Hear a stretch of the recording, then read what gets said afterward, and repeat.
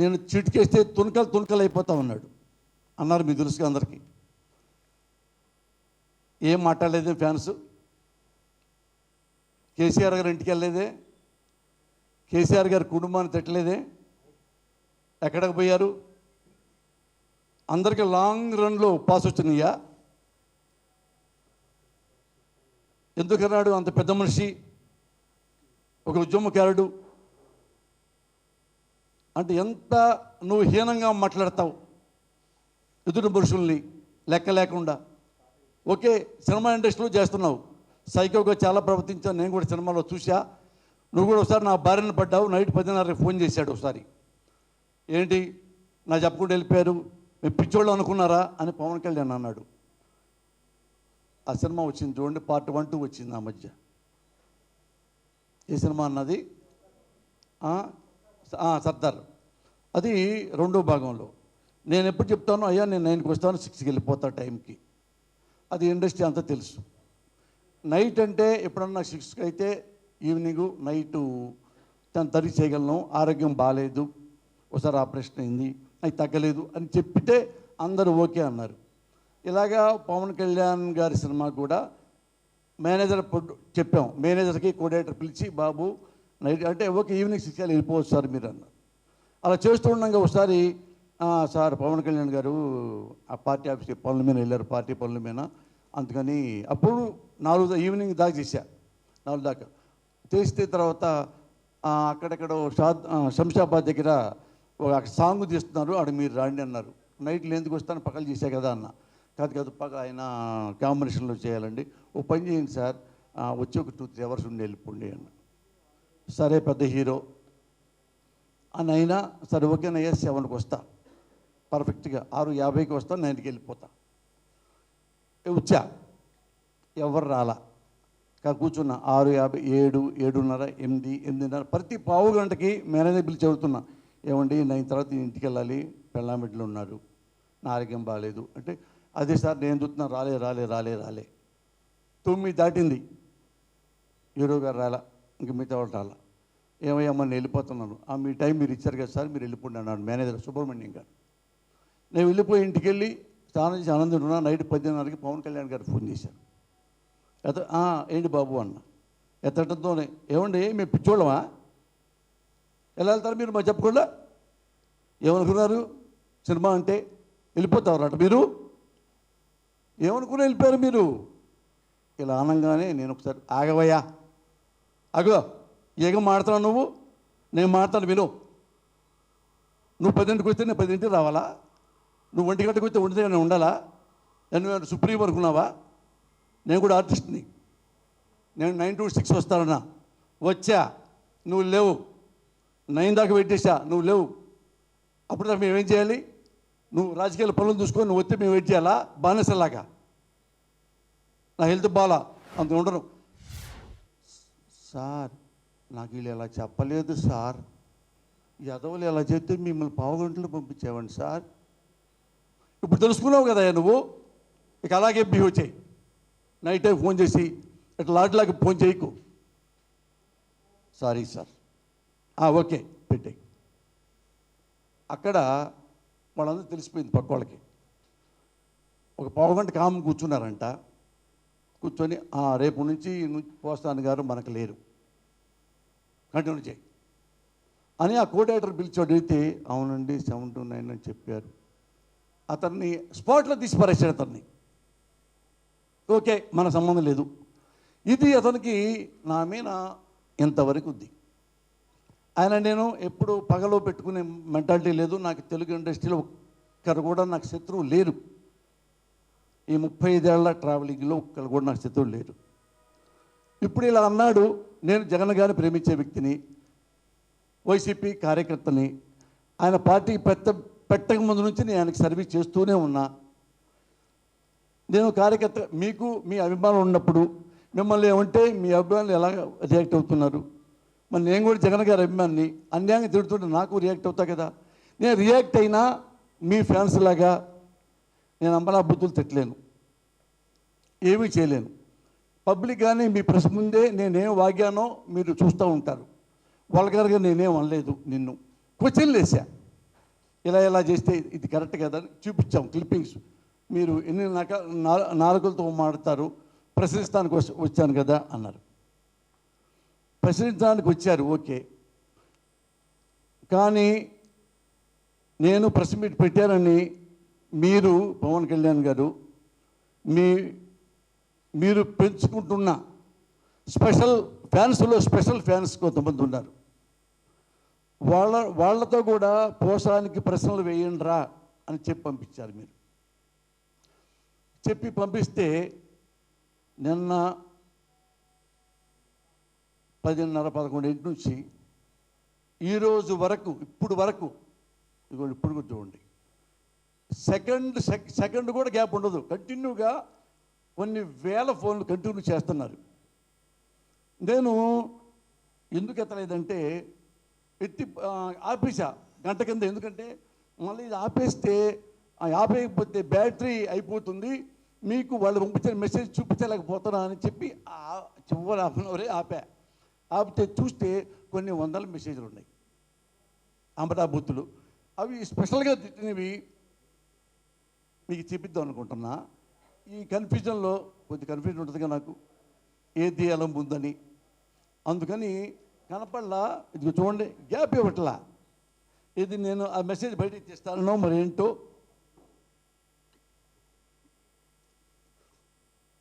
ఏమన్నారంటే పవన్ కళ్యాణ్ వాళ్ళ మనిషి, అరే పోస్తాని, నీ పెళ్ళాం మీ పనోడితో అక్రమ సంబంధం పెట్టుకుందా లేదా? 2010వ సంవత్సరంలో నువ్వు కూడా 6-7 లక్షలు ఖర్చు పెట్టి ఒక అమ్మాయికి ఏదో చేసావా లేదా? దీనికి సమాధానం చెప్పరా?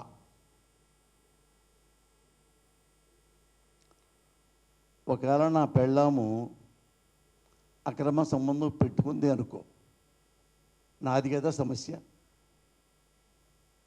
ఇది నా ఫ్యామిలీ సమస్య కదా. నా పెళ్ళాం మంచిది కాకపోవచ్చు, నేను మంచివాడిని కాకపోవచ్చు, ఒకవేళ నేను కొజ్జానికి అవ్వచ్చు, నా బిడ్డలు నాకు పుట్టకపోవచ్చు, అయినా మీకు సంబంధం లేదు కదా. ఇది మా పర్సనల్ వ్యవహారం కదా. మా కుటుంబంలో ఎవరు తిరిగారు, ఎవరు తిరగలేదు, సొసైటీ బాధ్యత తీసుకోదు కదా, మా భార్య భర్తలతో కదా. అయితే గీతే ఈ పాలసీ మీదే కదా నేను పాలిటిక్స్లో మంచిగా సంప్రదాయం ఏమి నెలకొల్పుకున్నాను. చిరంజీవి గారు పార్టీ పెడితే అవినీతి గురించి చిరంజీవి గారు మాట్లాడితే చిరంజీవి గారిని డీమోరలైజ్ చేద్దామని చిరంజీవి గారి కూతురు గురించి, వాళ్ళ లేడీస్ గురించి ఘోరంగా మాడారు లైవ్లో. మీ అందరూ తెలిసే ఉంటుంది, మీడియా వాళ్ళకి తెలుసు కదండి. కూతురు గురించి ఎవరు, కేసీఆర్ నాని గారు లైవ్లో మాట్లాడుతూ ఉన్నారు. చిరంజీవి గారు ఎక్కడో అప్పుడు టూర్లో ఉన్నాడు, అవినీతి గురించి మాట్లాడుతుంటే చంద్రబాబు గురించి మాట్లాడుతున్నాడేమో అనుకొని ఇవన్నీ చిరంజీవి గారు తెలిసి ఆయన వ్యాన్లోనే అన్నం తినకుండా ఏడుస్తున్నాడు కన్నీళ్ళు పెట్టుకొని. ఎక్కడో ఊరది. ఆ వ్యాన్లో ఎవరున్నారంటే ఇప్పుడు వైసీపీలో ఉన్న మంత్రి కన్నబాబు నా ఫ్రెండ్, బాగా రాజకీయాల్లో కన్నబాబును ఒక విధంగా తీసుకొచ్చాను, నేనే రికమెండ్ చేసి నాగబాబు గారు చెప్పి చిరంజీవి గారి పంపించాను, అంత మిత్రుడు నాకు. ఆ కన్నబాబు గారు నాకు ఫోన్ చేశారు. నేను సిట్టింగ్లో ఉన్నా, రాసుకుంటా సెల్ కట్టేసి. వాళ్ళ తమ్ముడు పరిగెత్తుకుంటూ వచ్చాడు, కళ్యాణ్ కృష్ణ అప్పుడు డైరెక్టర్. అన్నా మీరు సెల్ కట్టేశారా? గంట నుంచి వెయిటింగ్, చిరంజీవి గారు మీతో మాట్లాడాలని. ఎందుకు చిరంజీవి గారు మాట్లాడాలంటే మీరు సెల్ ఆన్ చేయండి, నన్ను అర్జెంట్ సెల్ ఆన్ చేశా. అన్న మాట్లాడు లైన్లో ఉంటే కన్నబాబు గారు లైన్లో కూర్చో. ఏంటి కన్నబాబు గారు అన్న? ఏం లేదండి, వ్యాన్లో ఉన్నాం, అన్నయ్య అన్నం తింటలేదు, అన్నయ్య కన్నీళ్ళు పెట్టుకున్నారు, ఏడుస్తున్నారు అన్నయ్య. ఎందుకు సార్? మీరు చూడలేదా సార్, కేసీఆర్ నాని గారు ఘోరంగా మాడారు చిరంజీవి గారి ఫ్యామిలీ గురించి. అన్నయ్య ఏడుస్తున్నాడు, ఎందుకంటే రాజకీయాలకి నా ఫ్యామిలీకి ఏంటే సంబంధం అని ఫీల్ అవుతున్నాడంటే, ఇదిగో అన్నయ్య మాడతారంట. అయ్యి మీ వద్దు సార్, అన్నయ్యకి ఇవ్వద్దు, మీరు మాట్లాడండి అన్న. టక్కని తీసుకున్నాడు. మురళి అన్న నమస్కారం అన్న. ఆయన గద్దిక స్వరంతో, మురళి రాజకీయాలకి నా పర్సనల్ లైఫ్కి నా భార్య బిడ్డలకి ఏంటయ్యా సంబంధం? నాకు చాలా బాధేసి, అన్నా మీరు మాట్లాడకండి, నా బాధ్యత. ఆ నోరు చూపిస్తా, అన్న మీరు ప్లీజ్ వద్దన్నా, ప్లీజ్ అన్నా మీరు బాగా చెప్తా ఉన్నాడు. ఇంకా చిరంజీవి గారు వద్దన్నా ప్లీజ్ అని ఆపేసి అక్కడి నుంచి నా ఫైల్ తీసి మొత్తం పడేసి, నా ప్రొఫెషన్ కూడా పక్కన పడేసి, హోటల్కి తాళం వేసి ఈ పార్క్లో హోటల్లో ఉన్నా. వచ్చి ఆ కళ్యాణ్తో పాటు వెళ్తా దారిలోనే ఏమేమన్నాడు కేసీఆర్ నాని ఈ మాటలు అన్నాడండి. నాకు నిజంగా బాధేసింది. అవును, చిరంజీవి గారు అంత స్మార్ట్ కూడా ఎలక్షన్స్లో కూడా ఎక్కడ కూడా 100 సారి మాట్లాడలేదు. డిమోరలైజ్ చేయడానికి ఇక్కడ చేస్తారా అని నేను వెళ్ళి, అదే ఫస్ట్ నేను ఆఫీస్కి వెళ్తాం చిరంజీవి గారు ఆఫీస్కి ఎప్పుడు వెళ్ళా, అప్పుడు చెప్పా, ఏమయ్యా నువ్వు కాసినాడు నాని, నువ్వు మోటార్ ఫీల్డ్లో పనిచేస్తున్నావు, నీకు మోటార్ ఫీల్డ్ భాషే నేను మాట్లాడాలనుకుంటా, పాలిటిక్స్కి చిరంజీవి గారి కుటుంబానికి మీకేంటి సంబంధం, నీకు 2 ఆడపిల్లలు ఉన్నారు కదా, నీ ఆడపిల్లంటూ నువ్వు ఎంత ఏడుస్తావు అని ఈ మాటలు మాట్లాడితే అతను ఇక అది పక్క వాళ్ళ మనుషులు చెప్పేదానికి కొద్దిగా ఫీల్ అయిపోయి ఇక నెక్స్ట్ ఏ ఛానల్కి వెళ్ళకుండా ఆ కమిటీ అయిన ఆటికి కూడా వెళ్ళకుండా ఇంటికి విజయవాడ వెళ్ళిపోయిన తర్వాత చిరంజీవి గారు నా గుండెల్లో ఉన్నాడు రా పోస్తాన్ని, నా గుండెల్లో ఉన్నాడు రా పోస్తాన్ని అని చెప్పి వాళ్ళు పెగ్గులేసుకొని చెప్తే శ్రీకాంత్ నాకు వచ్చి చెప్పాడు, ఎంత గొప్పగా చెప్పాడు నీ గురించి చిరంజీవి గారు అని. నాకేమైనా సంబంధం ఉందా? ఏం సంబంధం ఉంది? మానవ సంబంధం ఉంది. చిరంజీవి గారి పార్టీ మనిషిని. చిరంజీవి గారు నా సినిమాలో నేనంటే చాలా గౌరవంగా నేను ప్రేమగా చూసేవాడు. ఆయన పర్సనల్గా స్మూత్గా ఉంటారని చెప్పి నేను వెళ్ళిపోయి అయితే తర్వాత నన్ను పోసాన్ని అందు చూస్తాం, పోసాన్ని వదిలేవు అని నాకు వార్నింగ్లు పంపించారు. 6 నెలలు ప్రైవేట్ సెక్యూరిటీ పెట్టుకున్న 2 గన్మ్యాన్లని. ఏమొచ్చింది నాకేమైనా చిరంజీవి గారు ఏమైనా చేశారా? నాకేమైనా 100 కోట్లు ఇచ్చాడా? ఎవరైనా అభినందించారా? ఎందుకు ఇవ్వలేను? నా బాధ్యత ఏంటంటే, అరే రాజకీయాలకి ఇంట్లో ఆడవాళ్ళకి ఏమిటి సంబంధం? చిరంజీవి గారి ఆడపిల్లలు అంత ఘోరంగా మాడుతుంటే బుద్ధి లేదా అంటే ఆ రోజు చివరి రోజు వరకు అతను మాట్లాడాల. మరి నేను నా చావు కూడా తెగించి అంత పెద్ద ఆయన కదా కేసీఆర్ అంటే, అంత పెద్ద స్ట్రాంగ్ మ్యాన్, అతను నిజంగా నాకు చంపుంటే నా పెళ్ళాం బిడ్డల పరిస్థితి ఏంటి? నా కాళ్ళు ఎరగొట్టే నా పెళ్ళాం బిడ్డల పరిస్థితి ఏంటి? ఆ రోజు మీ అన్నయ్య కూతుర్ని వాళ్ళు అంటే ఈ పవన్ కళ్యాణ్ గారు ఎక్కడికి వెళ్ళారు? అరే అన్నావా? ఎక్కడ దాక్కున్నావు? ఏ కలుగులో దాక్కున్నావు? ఈ ఫ్యాన్స్ అంతా ఎక్కడ దాక్కున్నారు? పోసాన్ని కృష్ణముళ్ళు కూడా దొరికాడా? అంటే కేసీఆర్ నాన్న కమ్మవాడు కాబట్టి నేను కమ్మవాడు కాబట్టి కమ్మవాళ్ళే కొట్టుకుంటారని చెప్పి నాకు చెప్పాయా? నాకంటే మగోడు ఆంధ్రప్రదేశ్లో లేడా? నాకంటే బలవంతుడు లేడా? ఎంతనే తొక్క తిప్పి కొడితే 75 కిలోలు. నానికి నిమిషం పని నన్ను చంపడానికి. కానీ కేసీఆర్ నాన్ని మంచోడు కాబట్టి అరే పోసాను మంచోడు లేరా అటానే మాట్లాడుతుంటాడు పోనీ అన్నాడు. 6 నెలల తర్వాత ఎవరైనా కాపాడారు నన్ను?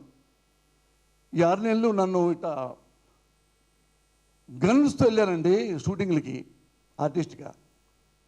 చిరంజీవి గన్ మ్యాన్కి డబ్బులు ఇచ్చాడా? పవన్ కళ్యాణ్ అభినందించాడా? ఎందుకు వెళ్ళాను?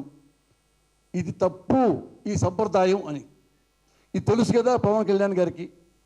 తెలిసి అదే చిరంజీవి గారికి ఒక మాట చెప్పాలా. చిరంజీవి గారు ఏదో అన్నారండి మన సురేష్ గారు, ప్రొడ్యూసర్ సురేష్ గారు, ఇంటి పేరు మర్చిపోయాను, వాళ్ళ అబ్బాయి కూడా హీరో, బెల్లంకొండ సురేష్ గారు ఏదో అన్నారండి. ఫ్యాన్స్ వచ్చారు చిరంజీవి గారింటికి, కొడతామండి ఇదండి ఊరుకోమండి అంటే, నేను చిరంజీవి గారు ఏమన్నా తెలుసా, పిచ్చి వేషాలు ఏం మాకండి, ఇది మా సినిమా మ్యాటర్ గోల, మా కుటుంబ సభ్యులం ఏమైనా అనుకుంటాం, మీకే సంబంధమయ్యా? అభిమానులకి నచ్చితే సినిమా చూడండి అది తెలిపండి పో. ఇదే కంఠంతో గట్టిగా అరిచాడు చిరంజీవి గారు. మరి చిరంజీవి గారి కాళ్ళకి దండం పెట్టబుద్ధి అవ్వదు. ఇది పవన్ కళ్యాణ్ గారికి ఎందుకు లోపించింది అంటే, నువ్వు ఒక సైకోవి, ఫ్యాన్స్లో ఒక గ్రూప్ని తయారు చేసుకున్నావు. నిన్నెవరేం అనకూడదు, నువ్వు ఏవైనా అనొచ్చు. మీ ఫ్యాన్స్ని పంపిస్తావు. అల్లు అర్జున్ ఫంక్షన్ పెట్టుకుంటే నీ ఫ్యాన్స్ పంపిస్తావు. పవన్ కళ్యాణ్ అర్పిస్తావు. ఒకసారి అల్లు అర్జున్ నేను అన్నో ఎందుకనాలి నా ఫంక్షన్లో అన్నాడు అల్లు అర్జున్.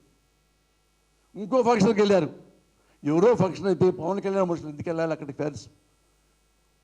ప్రభాస్ దగ్గరికి వెళ్ళి జై కొట్టండి జై కొట్టండి అంటే ఆయనతో జై కొట్టిస్తారా? పవన్ కళ్యాణ్ జై అది ఏంటి? నువ్వు నియంతవా సద్దం ముస్లింలాగా? నువ్వు అనొచ్చా? ఎవరైనా అరే ఒరే తూరే ఎదవా అనొచ్చా? తాట తీస్తా అనొచ్చా? తరిగి కొడతా అనొచ్చా? మరి నువ్వు అన్నప్పుడు నేను ప్రశ్నలు వేయకూడదా? వేయొచ్చుగా ప్రశ్నలు. నేను జగన్ గారి కార్యకర్తని, ఉడతా భక్తిగా సేవ చేసుకుంటేవాడిని. అందుకు ఎవరిని అన్నా కానీ ఈ నువ్వు సపరేట్గా పెట్టుకున్న సైకో ఫ్యాన్స్తో ఫోన్లో పొద్దున్న నుంచి చూడండి, ఇప్పుడు కూడా గ్యాప్ ఉందేమో, ఇది 6,000 7,000 ఫోన్స్ నాకు తెలిసి. ఇది మీకు ఎత్తి చెప్తలేకపోతున్నా, ఇది ఆకట్లా, అది నేను ఆన్ చేయలేకపోతున్నా. వాళ్ళు ఈ భాష మాట్లాడారు, మర్చిపోవాలనుకుంటా. నా భార్య అన్నది, మళ్ళీ రిపీట్ చేస్తా. అరే పోస్తాని, నీ పెళ్ళాం పనివాడితో అక్రమ సంబంధం పెట్టుకుందా లేదా నువ్వు చెప్పాలి. అది కూడా మళ్ళా నాకు తెలిసి కొన్నాళ్ళకి పనివాడిని కుట్టి బయటికి పంపించానంట. ఇవన్నీ నా పెళ్ళాన్ని తిరుగుతాను, ఇవన్నీ నా భార్య చూస్తూ ఉంటుంది. ఇప్పుడు ఎక్కడ నా భార్య BSc BL ML Nagpur university, well read women. ఇంతవరకు పని అమ్మాయిలు ఎవరిని కూడా కూడా అందు పేరు పెట్టి పిలుస్తుంది 30 ఏళ్ళ నుంచి. అంత సంస్కారి. ఇది నా భార్య వింటున్నా, నా బిడ్డలు వింటున్నా, టీవీ చూస్తున్నా, నా భార్య బాధపడదు, నా భార్య ఏడవద్దు. దాని శీలం దాని దగ్గరే ఉంది. పవన్ కళ్యాణ్ లాగా శీలం పోగొట్టుకోవాలా నా భార్య. నా బిడ్డలు ఉన్నారు, చదువుకున్నవారు, మంచి పిల్లలు, చిన్నోళ్ళే, కానీ వాళ్ళు తెలియగల వాళ్ళు కూడా నా భార్యతో ఫ్రెండ్స్కి లాగా ఉంటారు తప్ప కొడుకులాగా ఉంటారు. ఎందుకు అడుస్తావు మమ్మీ అంటుంటాడు మా పెద్దవాడు. నా భార్య వల్లే నేను చాలా మారా. నా భార్య లేకపోతే నేను బతకలేను. మీరన్నట్టు నా భార్య 100 మంది మగాళ్ళతో తిరిగినా నేను వదిలిపెట్టను. She is my friend, she is my friend.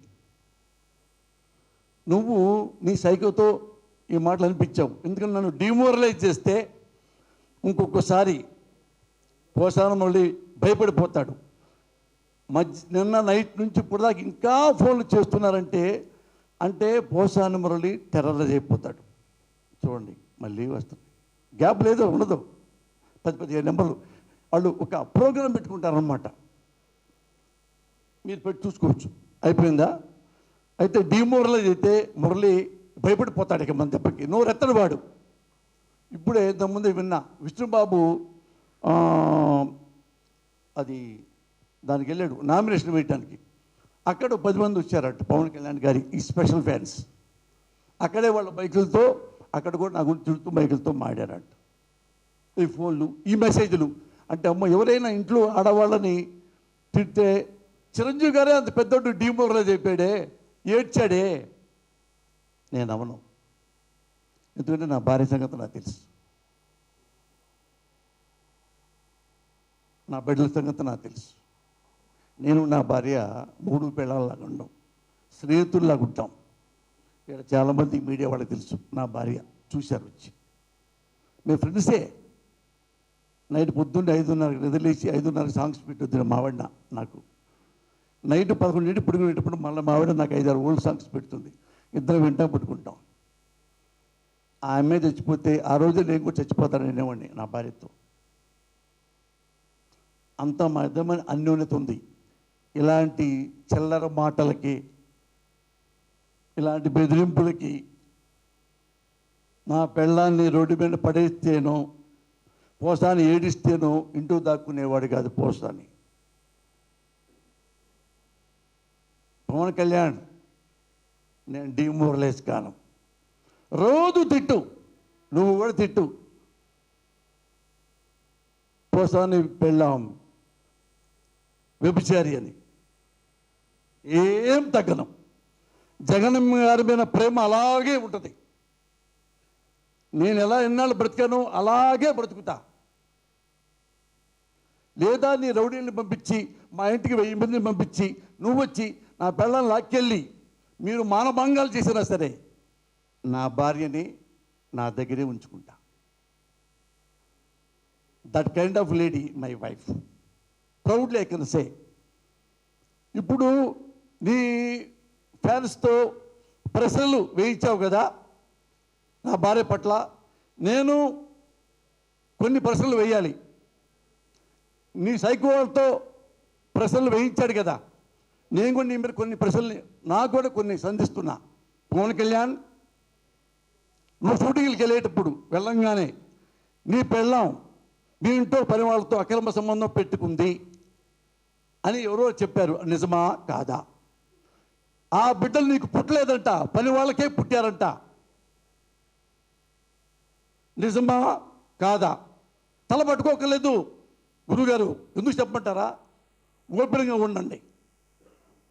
ఇక్కడ నా భార్య సమస్య కాదు, ఇది నాగరికత, సంప్రదాయం, సంస్కృతి, విలువలు. ఇది అక్కడికే సబ్జెక్టు. మీ ఏమండి ఒక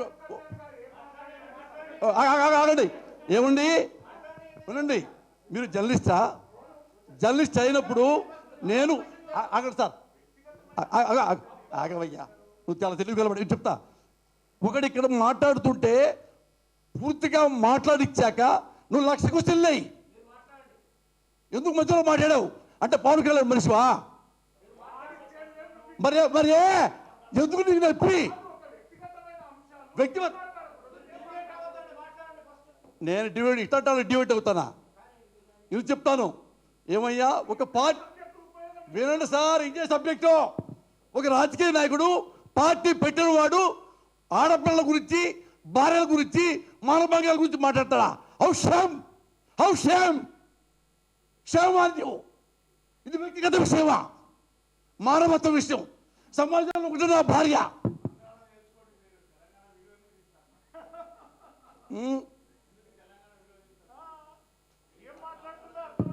ఏమి చెప్పండి, ఏం తీశారు చెప్పండి విలువ. ఆగండి, ఏం తీశారు చెప్పండి. అంటే ఎందుకు?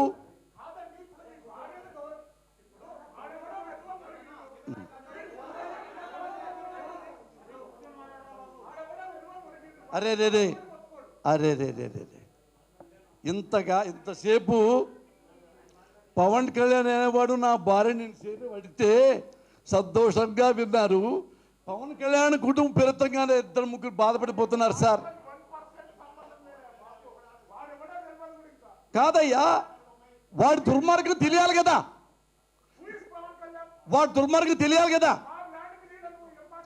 సార్. మీకు నేను మాట్లాడింది మీకు నచ్చకపోతే మీరు వెళ్ళిపోవచ్చు.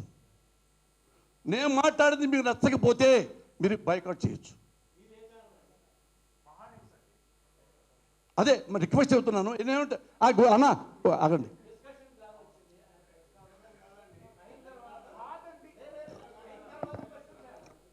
సార్ ఏమండి, ఇప్పుడు వినండి, ఒక మాట చెప్తా విను. మిస్టర్, మీ పేరేంటి? శ్రీశైలం. ఒక మాట చెప్తా వినండి. నేనంటాను, ఇది వ్యక్తిగత విషయాలు అనుకోండి, ఇది చెప్పక్కర్లా.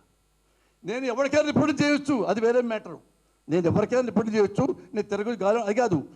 ఒక పార్టీ పెట్టుకున్న వ్యక్తి నేను పరిశీలిస్తానని వచ్చి ప్రజలు మేలు కోరతానని వచ్చేసి వీళ్ళు ఇంత బరితెగించి ఇంట్లో ఆడవాళ్ళ గురించి కూడా మాట్లాడుతుంటే ఆ బాధ ఇక్కడ చెప్పుకొని ఇది తప్పురా విధవా నిన్నంటే నువ్వు ఎలా ఫీల్ అవుతావు అని చెప్పడంలో మీకు బాధ ఉందా? నాకు అర్థం కాల. ఇది చెప్పడంలో మీకు బాధ ఉందా? తెలంగాణ పరువు తీసామా? తెలంగాణ దీనికి ఏంటి సంబంధం చెప్పండి, ఒకసారి తెలుసుకుంటా. ఇదే తెలంగాణ గడ్డ మీద కేసీఆర్ గారు నా కొడుక తుకడాలు చేస్తున్నాడు. ఏ సార్ అప్పుడు మీరు మాడారా?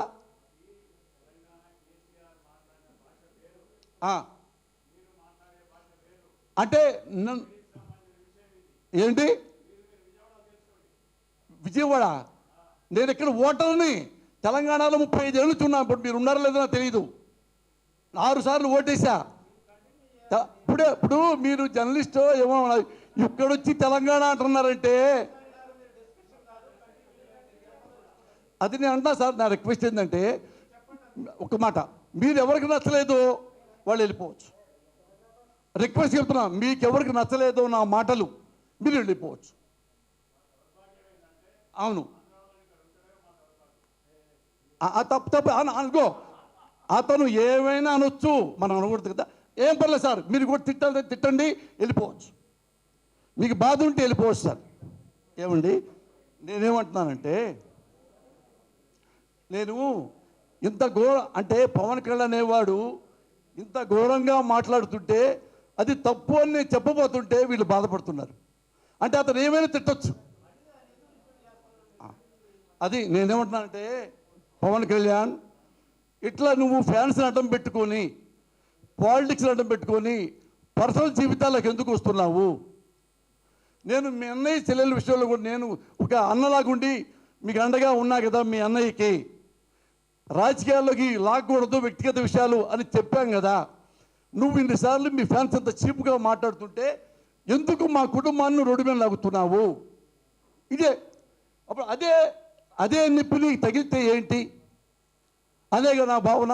అదే నిప్పి నీకు తగిలితే, అదే మీ ఇంట్లో ఆడపిల్లకి తగిలితే నువ్వు బాధపడవా? నువ్వు ఏడవ్వా?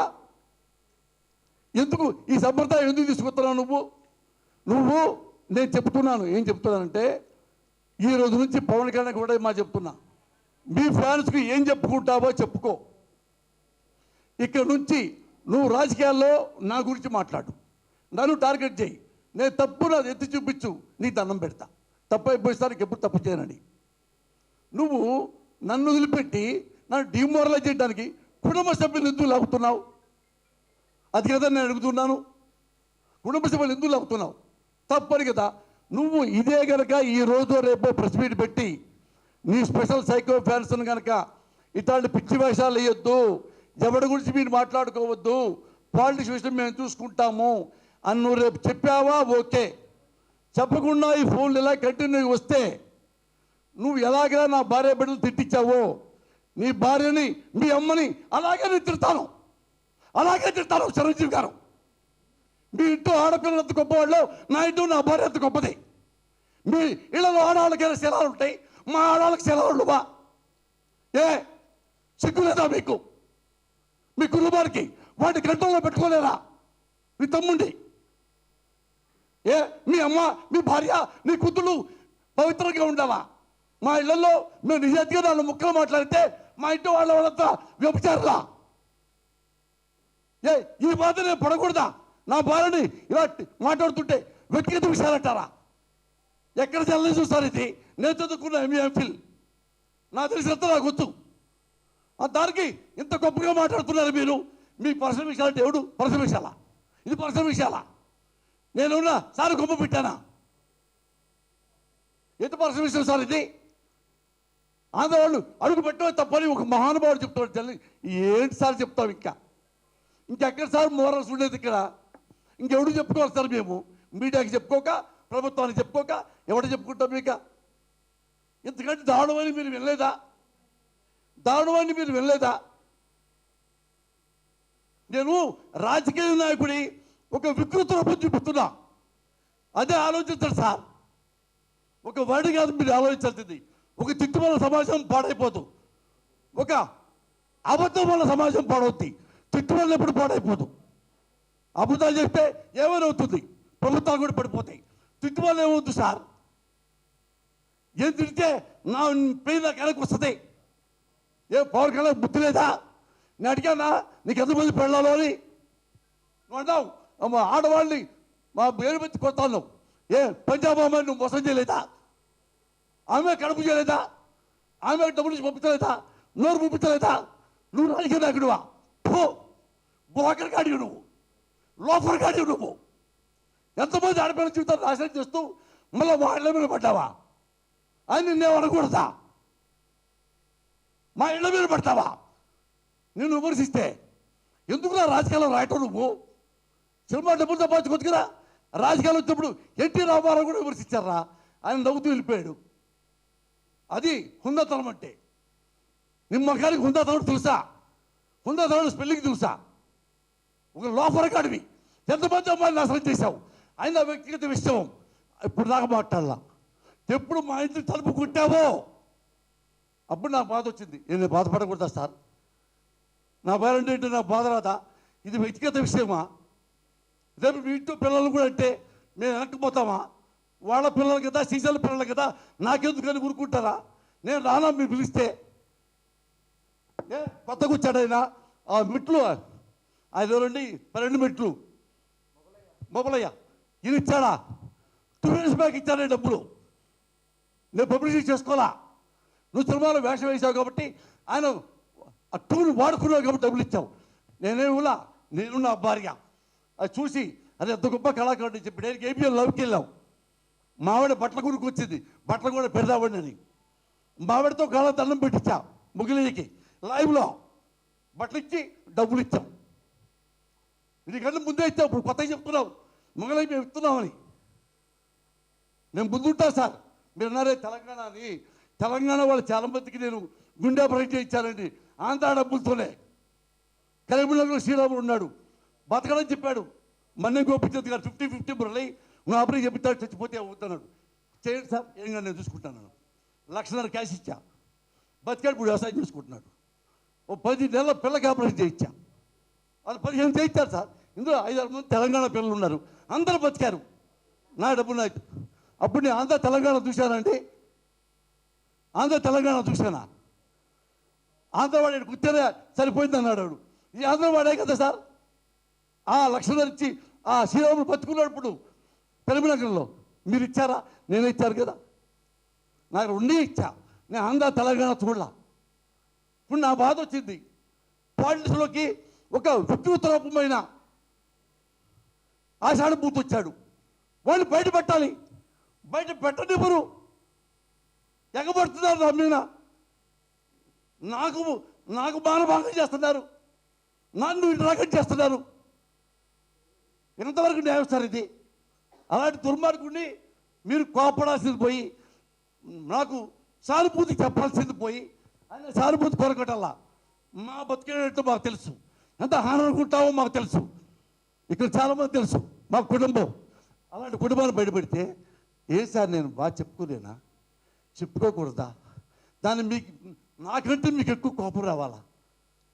నాకంటే మీకు ఎందుకు సార్ ఎక్కువ కోపం వస్తుంది శ్రీరామ్ గారు? ఎలా వస్తుంది నాకంటే మీ కోపం? దెబ్బ నాకు తగిలింది, నొప్పి నేనే పడాలి. మీరు నొప్పులు పడతారేంటి సార్? మీరు నొప్పులు పడుతున్నారు. I'm crying inside because of your behaviour. ఇది వ్యక్తిగత విషయమా సార్? ఇవాళ నా భార్య అయింది, రేపు మీ భార్య అవుతుంది.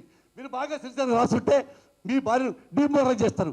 ఇలా నవ్వుకుని రాస్తారా సార్? నవ్వుకుంటూ ఏ పోలీసుల్లో కేసు పెట్టరా? హంబుల్గా ఉండి చీర్ఫుల్గా రాసుకుంటూ ఉంటారా ఎడిటోరియల్లు? ఏ సార్? అతనేమో రాజకీయాల్లో మీకోసం వచ్చారంటాడు. మీకోసం వస్తే ఎందుకు సార్ నా భార్యను 2 మీద పడేస్తాడు? ఇంతకాలం అడగండి, ఎప్పుడు పవన్ కళ్యాణ్ పెళ్ళిళ్ళ గురించి కానీ అతను ఎంతమంది మోసం చేశాడు వాళ్ళ గురించి కానీ ఎప్పుడు నేను లైఫ్లో మాట్లాడాల. అందరూ మీరే సాక్షి. నేను అన్నాను కూడా, టీవీలో అతను సపోర్ట్ చేశా. ఏమయ్యా అతను పర్సనల్ విషయాలు మీకు ఎందుకయ్యా? కానీ అతను ఇవన్నీ తెలిసి ఎలక్షన్లో ఓడిపోయిన కాడ నుంచి ఒక సైకోలో తయారయ్యి ఎవరమన్నా వాళ్ళకి ఫ్యాన్స్ ద్వారా టార్గెట్.